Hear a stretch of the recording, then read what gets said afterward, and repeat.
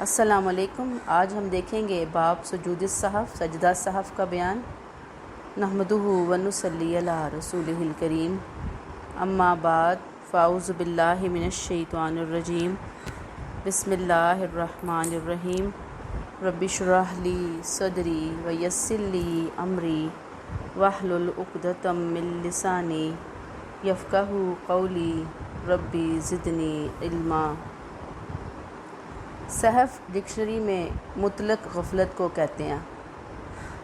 اس کی ضد عمد ہے، یعنی جان بوجھ کے، تھوڑی غفلت ہو جانا صحف سے مراد۔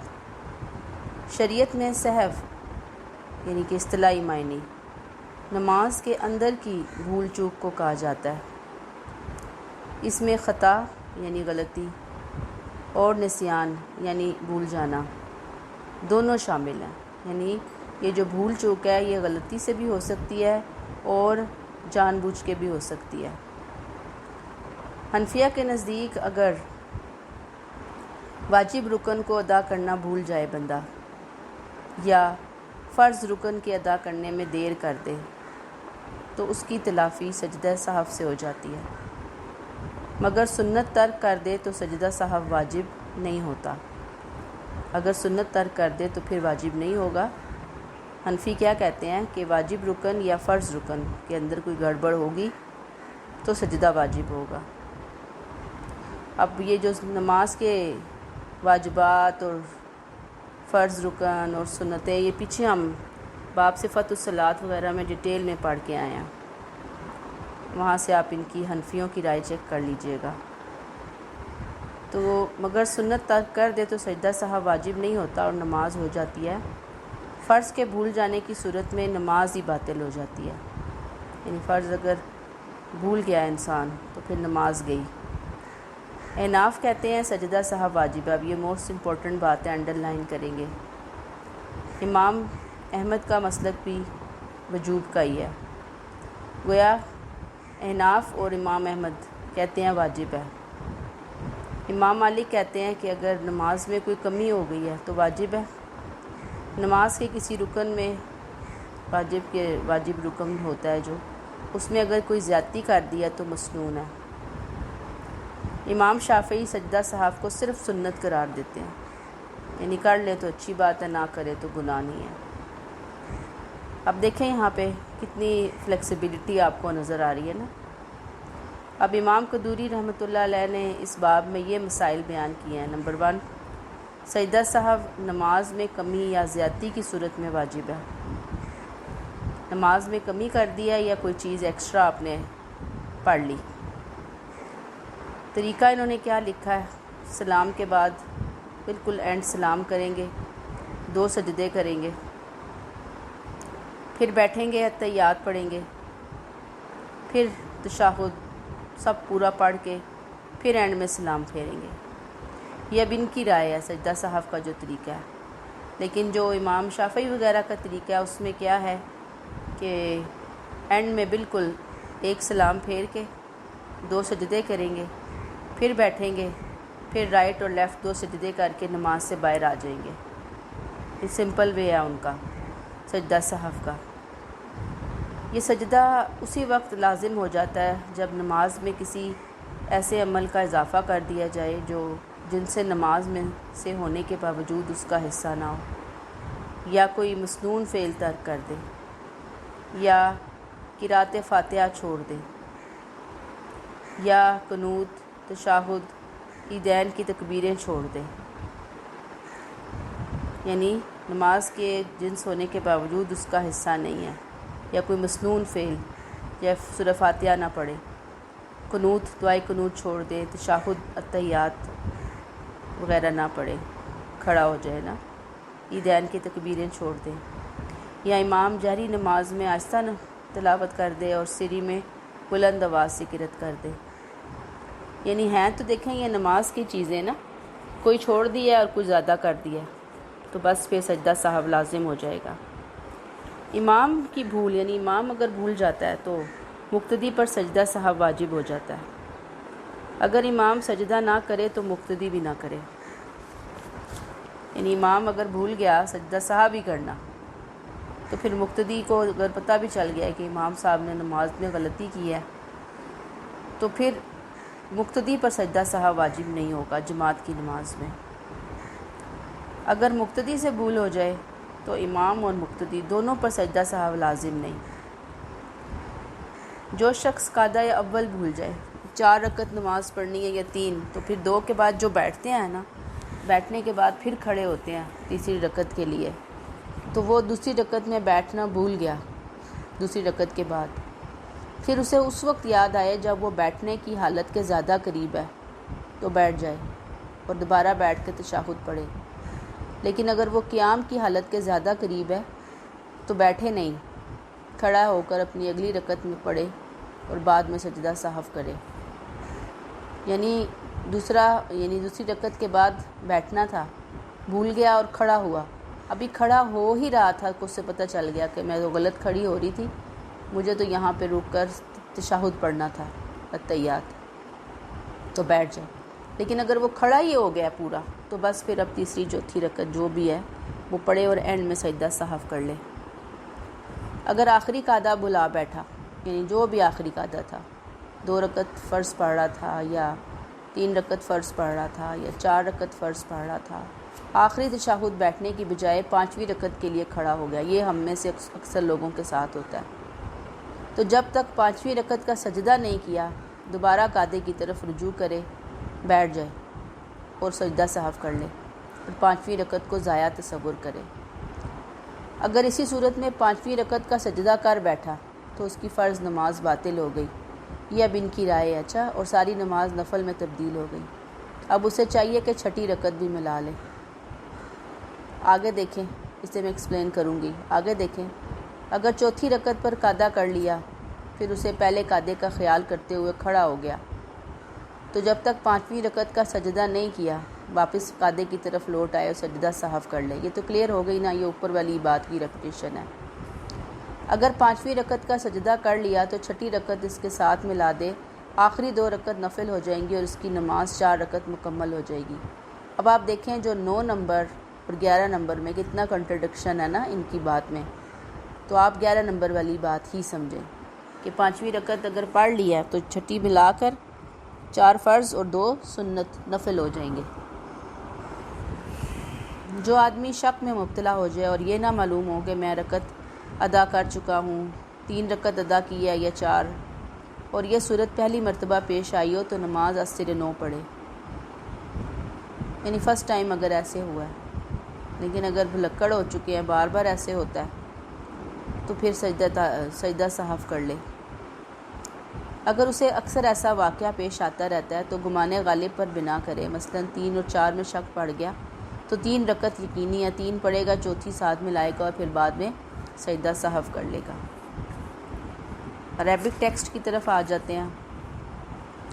سجود السہوی واجب فی الزیادتی والنقصان، نماز میں کمی یا زیادتی کی صورت میں بعد السلامی، سلام کے بعد یسجدو سجدتین، 2 سجدے واجب ہوتے ہیں، ثم یتشہد، پھر تشہد کہے، ویسلم، اور سلام پھیرے۔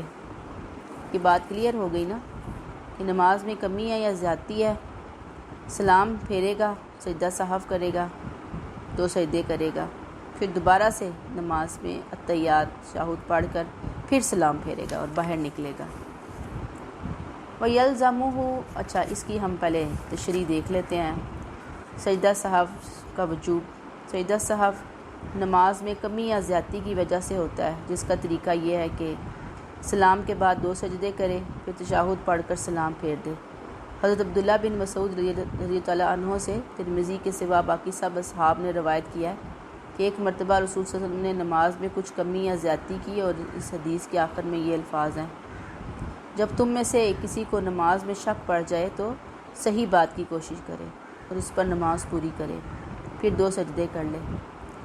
صحاح ستہ میں بھی ایک روایت ہے کہ رسول صلی اللہ علیہ وسلم نے ظہر کی نماز پڑھائی اور پہلا قاعدہ نہ کیا، لوگ بھی آپ کے ساتھ تیسری رکعت کے لیے کھڑے ہو گئے، یہاں تک کہ حضور نے نماز مکمل کی، اور جب لوگوں کو سلام کا انتظار تھا آپ نے تکبیر کہی اور سلام سے پہلے آپ نے 2 سجدے کیے۔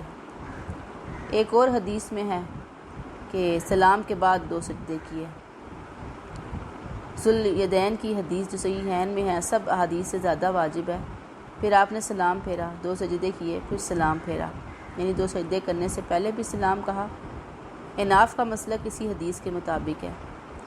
اس طرح ان تمام حدیث پر عمل ہو جاتا ہے جن میں سلام سے پہلے اور سلام کے بعد 2 سجدوں کا ذکر ہے، کیونکہ اسی طرح سجدوں سے پہلے بھی سلام اور بعد میں بھی سلام ہے۔ لیکن جو باقی امام شافعی ہیں وہ بھی تو یہی کرتے ہیں کہ سلام پھیرا لیکن رائٹ سائڈ پہ ایک ہی سلام پھیرتے ہیں، پھیرنے کے بعد 2 سجدے کرتے ہیں، پھر بیٹھتے ہیں، پھر رائٹ اور لیفٹ سلام پھیرتے ہیں۔ یہ کیا کرتے ہیں، پہلے سلام پھیرا، پھر دوبارہ سے اتحیات پڑھا، پھر اینڈ میں آ کر دوبارہ سلام پھیرتے ہیں۔ ٹھیک ہے، یہ علمی اختلاف ہی ہے۔ اب یہ جو حدیثیں ہیں اس کی تشریح کے اندر آپ کو جو ہے نا وہ کرنا ہے، یعنی ایڈ کرنا ہے۔ دوبارہ آ جائیے عربک ٹیکسٹ کی طرف۔ وَيَلْزَمُهُ سُجُودُ السَّهْوِ، اور سجدہ سہو واجب ہو جاتا ہے، اِذَا زَادَ فِي صَلَاتِهِ فِعْلًا مِّن جِنسِهَا، کہ وہ اس کی نماز کی جنس میں اضافہ کرے، لَيْسَ مِنْهَا، جو اس میں سے نہیں ہے، اَوْ تَرَكَ فِعْلًا مَسْنُونًا، یا کوئی سنت فعل چھوڑ دے، اَوْ تَرَكَ قِرَاءَةَ فَاتِحَةِ الْكِتَابِ، یا سورہ فاتحہ کی تلاوت بھول جائے، اب القنوتی، یا دعائے قنوت پڑھنا بھول جائے، اب التشہدی، یا تشہد بھول جائے، او تکبیرات العیدین، یا عیدین کی دونوں عیدین کی تکبیریں بھول جائے، او جہر الامام فیما یخافت، یا بلند آواز کی امام نے ان نمازوں میں اونچی پڑھ دے ان میں پست کرنا ضروری تھا، او خافت فیما یجہرو، یا ان نمازوں میں آواز کو اونچا کرے جس میں اس کو پست کرے، ان نمازوں میں جس میں اس کو اونچا کرنا تھا۔ وَسَہْوُ، اچھا یہاں تک ہو گیا معاملہ کلیئر، اس کی تشریح پہ آ جائیں۔ جب زیادہ کرے نماز میں کوئی ایسا فعل جو جن سے نماز میں سے تو ہو لیکن موجودہ نماز کا حصہ نہ ہو، کیونکہ اگر زیادہ کیا جانے والا فعل جن سے نماز سے نہیں ہے تو پھر نماز ہی فاسد ہو جاتی ہے، اس میں سجدہ سہو کا سوال ہی نہیں ہوتا۔ سجدہ سہو کب واجب ہوتا ہے، جب مسنون او ترک فعلا مسنونا، یعنی مسنون فعل چھوڑ دے۔ یہاں مسنون سے مراد وہ فعل ہے جو سنت سے ثابت ہو۔ احناف کے نزدیک جو عمل رسول صلی اللہ علیہ وسلم کی حدیث سے ثابت ہو اس پر بہت زیادہ تاکید آئی ہے، وہ عمل واجب کا درجہ رکھتا ہے، یہ سنت اور فرض کے درمیان ہے۔ لیکن باقی تمام ائمہ کے نزدیک فرض و سنت کے درمیان کوئی اور درجہ نہیں، چنانچہ مدرجہ بالا عبارت کا مطلب یہ ہوا کہ واجب کو ترک کرنے سے سجدہ سہو کرنا ہوگا، یہ حنفیوں کی رائے آ گئی۔ سورہ فاتحہ، دعائے قنوت، تشہد، عیدین کی تکبیریں، جہری نمازوں میں اونچی آواز سے قرأت، سری نمازوں میں آہستہ قرأت، یہ سب رسول صلی اللہ علیہ وسلم کے دائمی عمل سے ثابت ہیں اور ان کے ترک کے متعلق کوئی روایت موجود نہیں ہے، لہٰذا یہ سب واجب ہیں اور انہی کے ترک پر سجدہ سہو واجب ہوگا۔ پھر آ جائیے عربک ٹیکسٹ کی طرف۔ وَسَہْوُ الْإِمَامِ يُوجِبُ عَلَى الْمُؤْتَمِّ، امام کی بھول چوک مقتدی پر بھی سجدہ سہو واجب کرتی ہے، سجود السہو۔ فَإِن لَمْ يَسْجُدِ الْإِمَامُ لَمْ يَسْجُدِ الْمُؤْتَمُّ، اگر امام ان کو سجدہ سہو ہی کرنا بھول گیا، یعنی پہلے نماز میں غلطی ہوئی پھر سجدہ سہو وہ بھول گئے تو اب مقتدی پر سجدہ واجب نہیں ہے۔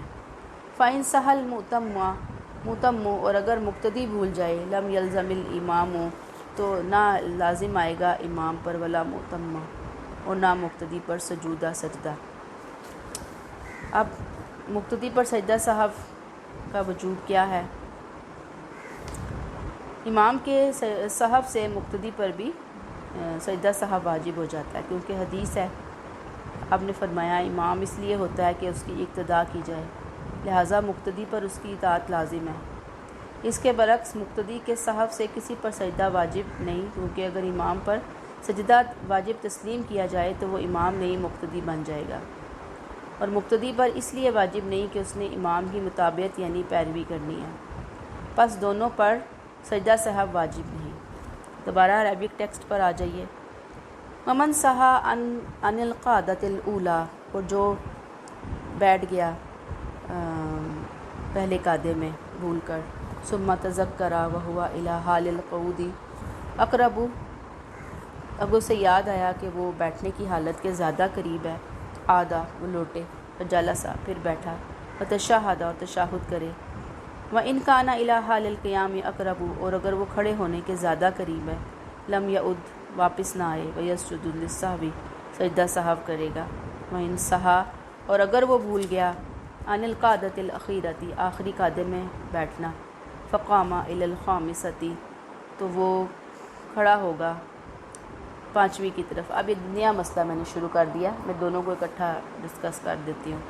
فقام الی الخامسۃ تو پانچویں بھی کے لیے کھڑا ہوگا، رجع الی القعدۃ لوٹے گا قعدے کی طرف، بیٹھنے کی طرف، ما لم یسجد جب تک کہ وہ سجدہ نہ کرے گا، والغا الخامسۃ پانچویں رکعت کو باطل کر دے گا، وسجد للسہو اور سجدہ کرے گا بھول کا، وان قید الخامسۃ بسجدۃ اگر اس نے پانچویں رکعت پڑھ لی اور اس کا سجدہ بھی کر لیا، بطل فرضہ اس کا باطل فرض ہو گیا، باطل جو ہے نا اس کا فرض جو ہے نا اس کا باطل ہو گیا، وتحولت صلاتہ نفلا یہ ان کی اس کی نماز نفل میں چلی گئی، وکانا یہ بات سمجھ آئی جو پیچھے میں آپ کو پوائنٹ کلیئر کر کے تھی، یہی تھی کہ ان کی اپنی بات میں ہی کنٹرڈکشن ہے۔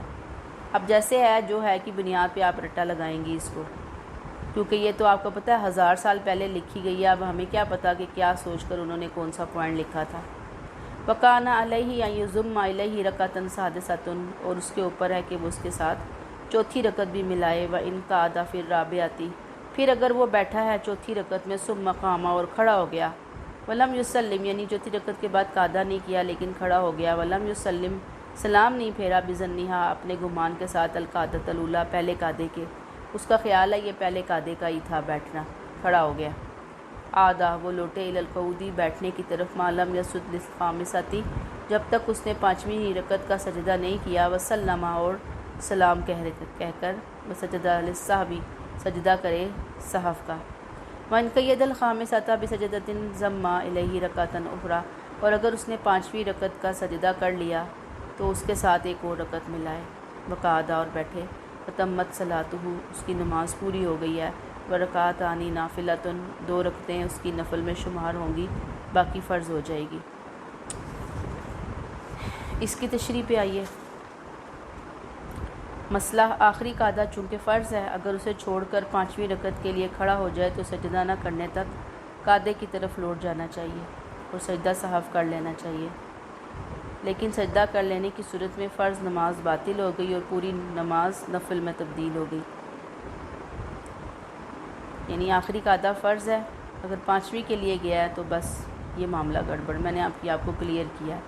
اسی مسئلے کی دوسری صورت یہ ہے کہ آخری قعدہ کرنے کے بعد پانچویں رکعت کے لیے اٹھ گیا تو بھی جب تک سجدہ نہیں کیا واپس قعدے کی طرف لوٹ جائے، البتہ سجدہ کر لینے کے بعد اس کی 4 رکعت فرض نماز مکمل ہو گئی اور اس کے بعد والی نماز کو نفل تصور کیا جائے گا، اسے چاہیے کہ چھٹی رکعت بھی ملا لے تاکہ 2 رکعت نفل ادا ہو جائے۔ پھر تعداد رکعت میں شبہ کی مختلف صورتیں ہیں، جس کو نماز کی رکعت میں شک پڑ جائے اور یہ معلوم نہ ہو کہ 4 رکعتیں پڑھی ہیں یا 3 تو نماز از سرے نو پڑھے، لیکن اگر یہ اس کو پہلی دفعہ واقعہ ہوا ہے شک تو دوبارہ سے پڑھے گا، لیکن اگر یہ صورتحال اکثر پیش آتی ہے تو جو ظن غالب ہے یعنی اس کا خیال ہے 4 رکعتوں والی نماز میں بھی 3 ہی پڑھی ہیں تو 3 کو کنسیڈر کر کے چوتھی ملائے گا اور جو ظن غالب ہے اس پر عمل کرے گا، ورنہ اگر کوئی یقین ہے تو اس پر عمل کرے گا۔ شک اس صورت کو کہتے ہیں جس میں نفی اور اثبات کے دونوں پہلو برابر ہوں، نفی پازیٹیو نیگیٹو بہت ساری چیزیں اس میں پائی جاتی ہیں۔ مصنف ابن ابی شیبہ میں حضرت عبداللہ بن عمر کا اثر ہے، یعنی ان کے بارے میں جو روایت آتی ہے، جو شخص نہیں جانتا کہ اس نے 3 رکعت پڑھی ہے یا 4 رکعت تو وہ نماز لوٹائے یہاں تک کہ اسے یاد آ جائے۔ دوسری صورت غلبہ ظن کی ہے اور وہ یہ ہے کہ اثبات کا پہلو زیادہ، مثلاً مدرجہ بالا صورت میں جھکاؤ 4 کی طرف ہو، اثبات یعنی پازیٹیو، یعنی کہ انسان کے ذہن میں بار بار خیال آ رہا ہے نہیں 4 ہی کی ہیں تو 4 پر نماز ختم، اگر جھکاؤ 3 کی طرف ہے تو پھر 4 پوری کرے گا، یعنی یقین ہے 4 ہی پڑھی ہیں تو 4، اگر یقین ہے کہ 3 ہے تو پھر 3۔ اب امام بخاری اور مسلم نے بھی روایت کیا ہے کہ جب کسی کو شک پڑ جائے تو درستی تک پہنچنے کی کوشش کرے اور اسی کے مطابق نماز پوری کرے۔ پھر تیسری صورت یقین پر عمل کرنے کی ہے اور وہ اس طرح ہوگی کہ 1 اور 2 میں شک ہے تو 1 یقینی ہے، یعنی 1 پڑھی ہے کہ پتہ نہیں 2 رکعتیں پڑھی ہیں تو 1 تو یقینی ہے نا، 3 اور 4 میں شک ہے تو 3 یقینی ہے، تو ظاہری بات ہے پھر اس پر ہی بنا کر کے باقی نماز کو ملائے گا، کنٹینیو کرے گا۔ حدیث کیا ہے کہ جب تم میں سے کسی کو اپنی نماز کے بارے میں شک ہو جائے اور یہ معلوم نہ ہو کہ کتنی پڑی ہے تو پھر یقین کے اوپر بنا کرے۔ ترمذی کی ایک روایت اور بھی واضح ہے، اس کے الفاظ یہ ہیں کہ جب تم میں سے کسی کو نماز میں سہو ہو جائے اور یہ پتہ نہ چلے کہ 1 رکعت پڑھی ہے تو یا 2 رکعت، تو 1 رکعت پر بنا کرے۔ اب باقی آ جائیے عربی ٹیکسٹ کی طرف۔ ومن شک فی صلاتہ فلم یدری ثلاثا صلی ام اربعا وذالک اول ما اراد له استئناف الصلاۃ، جسے شک گزرے اور یاد نہ آئے کہ آیا اس نے 3 رکعتیں پڑھی ہیں یا 4، اور ایسا اس کے ساتھ پہلی مرتبہ پیش آیا ہو تو نئے سرے سے وہ نماز پڑھے گا۔ فإن کان یعرض، اور اگر اسے یہ پیش آتا ہے کثیراً اکثر، بنا علی غالب ظنہ، تو اپنے غالب ظن پر وہ نماز کی بنیاد رکھے گا۔ ان کان لہ ظن، اگر اس کے پاس کوئی ظن کی بنیاد ہے، یعنی کوئی ظن کرنے کا پہلو ہے، اس کو ظن ہو رہا ہے، ظن مین یہ کہ ہاں 3 ہی پڑھی ہیں یا 4 پڑھی ہیں، 3 ہی ہیں میرا خیال ہے، اگر اس طرح وہ خیال کی بنیاد پہ کر رہا ہے، ایک یقین ہے کہ ہاں میں تو وہاں بیٹھی نہیں تھی، وہاں تو میں کھڑی ہو گئی تھی، اگر یقین ہے تو وہ اور معاملہ ہوگا، اور ظن ہے تو اور معاملہ ہوگا۔ وَإِن لَّمْ يَكُن لَّهُ ظَنٌّ، اور اگر اس کا کوئی گمان نہیں ہے، بنا علی الیقین، یقین ہے اس کے پاس، تو پھر یقین کے اوپر بنیاد رکھے گا۔ ٹھیک ہے، تو یہاں پہ ہم یہ والا آپ کا ٹاپک جو ہے وہ اسے روک دیتے ہیں، اور اگر آپ کو یاد ہو تو ہم پچھلا ٹاپک لے کر چل رہے تھے سنن اور نوافل کے حوالے سے۔ میں نے وہاں پہ آپ کو کہا تھا کہ کچھ مسائل اور دلائل چھوڑ دیے تھے، تو اس کو یہاں پہ ہم کمپلیٹ کر لیتے ہیں۔ کھول لیجیے آپ لوگ اپنی بکس۔ وہ مسائل اور دلائل میں سنتوں کی تعداد ہم پڑھ چکے تھے، آگے ہم نے دیکھنا تھا دن اور رات کے نوافل۔ دن کے وقت مسئلہ کیا ہے؟ 1 سلام کے ساتھ 2 رکعتیں یا 4 رکعتیں پڑھنا جائز ہے، لیکن اس سے زیادہ 1 سلام کے ساتھ پڑھنا مکروہ ہے، یعنی 2 رکعتیں یا 4 رکعتیں تو پڑھی جا سکتی ہیں نفل کی، زیادہ نہیں پڑھی جا سکتی۔ افضل یہ ہے کہ 2 رکعتیں ہی پڑھی جائیں، 4 کی طرف نہ جایا جائے۔ حضرت عبداللہ بن عمر، حضرت عائشہ رضی اللہ تعالیٰ عنہا، عبداللہ بن عمر رضی اللہ تعالیٰ عنہ اور ابو ہریرہ رضی اللہ عنہ سے ابو داؤد، ترمذی، نسائی، ابن ماجہ، طبرانی، دارقطنی نے روایت کیا ہے کہ دن اور رات کی نماز نفل 2 رکعت ہے۔ ایسے ہی ترمذی اور نسائی کی روایت ہے، نماز 2 رکعت ہے، اور وہ ہر رکعت میں تشہد ہے، جیسے ہم پڑھتے ہیں 2 رکعت کے بعد تشہد کرتے ہیں۔ اب مسئلہ کیا ہے؟ امام ابو حنیفہ رحمۃ اللہ علیہ رات کے نوافل کے متعلق فرماتے ہیں کہ 1 سلام سے اگر 8 رکعتیں بھی پڑھی جائیں تو بھی جائز ہے، لیکن اس سے زیادہ مکروہ ہے۔ صاحبین کے نزدیک رات کے نوافل بھی 2 رکعت ہیں، اس سے زیادہ نہیں ہیں۔ زیادہ تر لوگ، میں نے آپ کو بتایا کہ حنفیوں میں صاحبین کی روایت کے اوپر چلتے ہیں، ان کے فتوے کے مطابق۔ امام نسائی نے بھی روایت کیا ہے کہ حضور صلی اللہ علیہ وسلم رات کے وقت 8 رکعت پڑھا کرتے تھے اور صرف 8ویں رکعت پر ہی بیٹھا کرتے تھے۔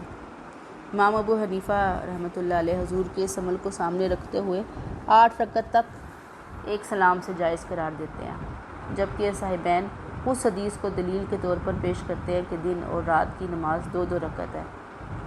اب یہ اختلاف صرف افضلیت کے بارے میں جائز ہونے کے سب قائل ہیں، افضلیت کے بارے میں ہے، نماز کی کا جو جائز ہونا ہے اس کے بارے میں سب قائل ہیں کہ زیادہ بھی پڑھی جا سکتی ہے۔ ٹھیک ہے، پھر ہے نماز میں قرأت۔ فرض نماز کی پہلی 2 رکعتوں میں قرأت واجب ہے، جبکہ دوسری 2 میں اختیار ہے، چاہے تو قرأت کرے، چاہے چپ رہے یا تسبیح کرے۔ یہ امام ابو حنیفہ کا مسلک ہے۔ امام شافعی کے نزدیک ہر رکعت میں سورہ فاتحہ اور قرأت واجب ہے، یعنی ساری رکعتوں میں واجب ہے، تیسری ہے، چوتھی ہے، فرض کی بات کر رہے ہیں، سنتوں نفلوں کی بات نہیں کر رہے ہم یہاں پہ۔ لیکن امام ابو حنیفہ کے نزدیک سورہ فاتحہ پڑھنی ہے، امام نے چپ کر کے پڑھیں گے یا اونچی آواز میں نہیں، چپ کر کے پڑھیں گے، سری بولیں گے ہم اس کو۔ لیکن امام شافعی تو کہتے ہیں ہر رکعت میں پڑھیں گے۔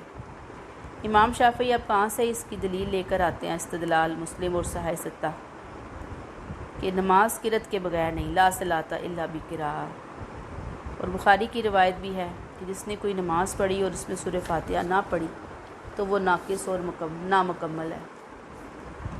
حنفیہ کہتے ہیں کہ قرآن مجید کی یہ آیت دیکھیں، فقرؤ ما تیسر من القرآن، جو آسانی سے پڑھ سکو قرآن میں سے پڑھو۔ پڑھو امر ہے، فعل امر، آرڈر دیا جا رہا ہے، اور اس سے تکرار ثابت نہیں ہے کہ بار بار آپ نے پڑھنا ہے۔ فرض کی دوسری رکعت چونکہ مکمل طور پر اخفا ہے اور تمام احکام میں پہلی کی مانند ہے، اس سے پہلے پہلی رکعت پڑھی ہم نے، اس لہٰذا یہ حکم اس میں ثابت ہوگا، لیکن آخری 2 رکعتوں کا معاملہ مختلف ہے کیونکہ وہ سفر میں ساقط ہو جاتی ہیں، لہٰذا یہ حکم ان میں ثابت نہیں ہوگا۔ اسی طرح بخاری، مسلم، ابو داؤد، نسائی اور ابن ماجہ نے ابو قتادہ سے روایت کیا ہے کہ حضور صلی اللہ علیہ وسلم ظہر کی پہلی 2 رکعتوں میں سورہ فاتحہ اور سورت پڑھتے تھے اور دوسری 2 رکعتوں میں صرف سورہ فاتحہ ہی پڑھتے تھے۔ اسی طرح عصر میں اور صبح میں۔ یہ جو لا صلاۃ الا بقراءۃ والی حدیث واضح نہیں کہ اس سے مراد ہر رکعت میں قرأت ہے یا صرف ایک رکعت میں، کیونکہ ایک رکعت میں قرأت کرنے والا بھی کہہ سکتا ہے کہ میں نے نماز میں قرأت کی ہے۔ فتح القدیر میں ہے کہ حنفیہ کے نزدیک یہی افضل ہے کہ آخری 2 رکعتوں میں سورہ فاتحہ پڑھی جائے، وہی جیسے میں نے ابھی آپ کو بتایا، صرف سورہ فاتحہ کہتے ہیں پڑھیں، کوئی سورت نہیں ملانی ساتھ، لیکن شافعی کہتے ہیں سورہ فاتحہ بھی ہے اور اس کے ساتھ سورت بھی ملانی ہے۔ نفل کی تمام رکعتوں میں اور وتر میں قرأت واجب ہے، یعنی حنفیہ کے نزدیک بھی جتنی سنتیں ہیں، نوافل ہیں، 4 ہیں، 3 ہیں، ان کے ساتھ سورہ فاتحہ بھی ہے اور یعنی سورت بھی ملائیں گے۔ پھر نوافل کا وجوب ہے، نفل نماز کو جب شروع کر لیا جائے تو اس کا پورا کرنا واجب ہے۔ قرآن پاک میں ہے وَلَا تُبْطِلُوا أَعْمَالَكُمْ، اپنے اعمال کو باطل نہ کرو، اور وَأَتِمُّوا الْحَجَّ وَالْعُمْرَةَ لِلَّهِ، حج اور عمرے کو اللہ کے لیے پورا کرو۔ عمرہ ایک نفل عبادت ہے، اسے پورے کرنے کا حکم دیا گیا تو اس کا اطلاق نفل نماز پر ہوگا، یعنی جب وہ شروع کر لی ان کی خیال میں تو اب اسے پورا کرنا ہے، اور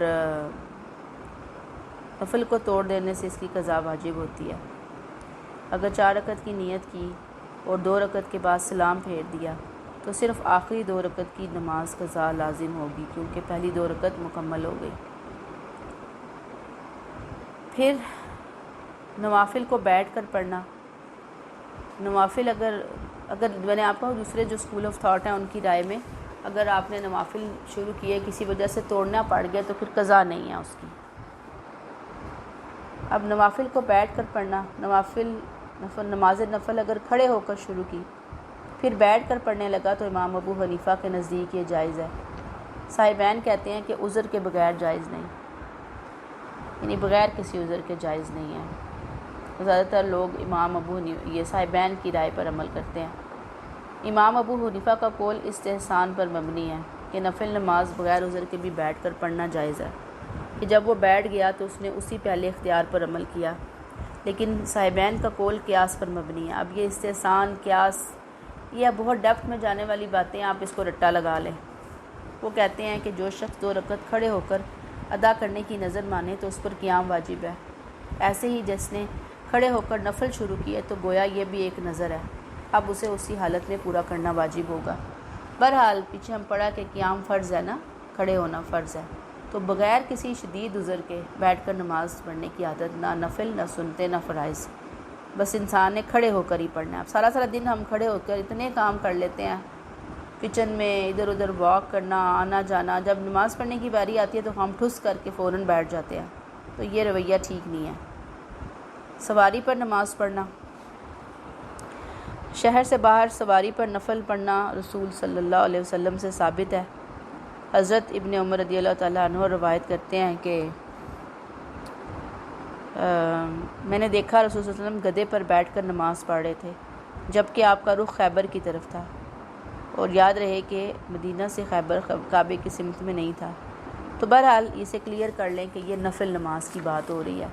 اگر ایسی سواری ہے جیسے گدھا وغیرہ ہے یہ تو پھر رکوائے بھی جا سکتے، تو آپ صلی اللہ علیہ وسلم چونکہ نفل پڑھ رہے تھے لہٰذا آپ نے رکوایا نہیں، لیکن اگر فرض ہے تو ظاہری بات ہے کہ وہ روک کر ہی پڑھے جائیں گے پراپر طریقے سے، اور اگر سواری ایسی ہے کہ جہاں پہ روکنا ممکن نہیں ہے تو بس پھر نہیں روکا جائے گا، ٹھیک ہے۔